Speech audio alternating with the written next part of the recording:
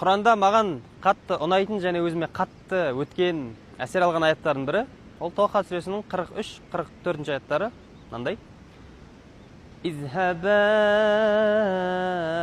إلى فرعون إنه طغى فقولا له قولا لينا لعله يتذكر أو يخشى. Мағынасы, Муса алейхиссалам мен Харун алейхиссалам екеуіне Алла тағала Перғауынға барыңдар, өйткені ол тым шектен шықты деп айтады. Бірақ фақула лаху қаулан лаййина, оған көркем жұмсақ сөздеріңмен сөйлеңдер дейді, ескерткен кезде. Лааллаху ятазаккару, мүмкін ол ескертуді қабыл алар, ау яхша, немесе Алладан қорқар деген сияқты. Енді Перғауынның кім екенін білеміз ғой.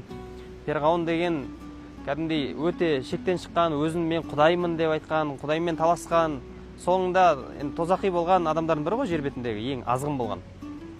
Бірақ соның өзінде Алла Тағала қандай адам екенін біле тұра, Перғауынға ескертер кезде жұмсақ сөйлеңдер, жылы сөйлеңдер деп Алла Тағала Муса алейхиссалам мен Харун алейхиссаламға осылай ескерткен да, айтқан. Енді біз де адамдарға ескертетін кезде осылай жылы сөздерімізбен, жұмсақ сөздерімізбен ескерткенде бәлкім біраз адамды хидаятқа, Алланың қалауымен тура жолға келуіне себеп болар ма едік.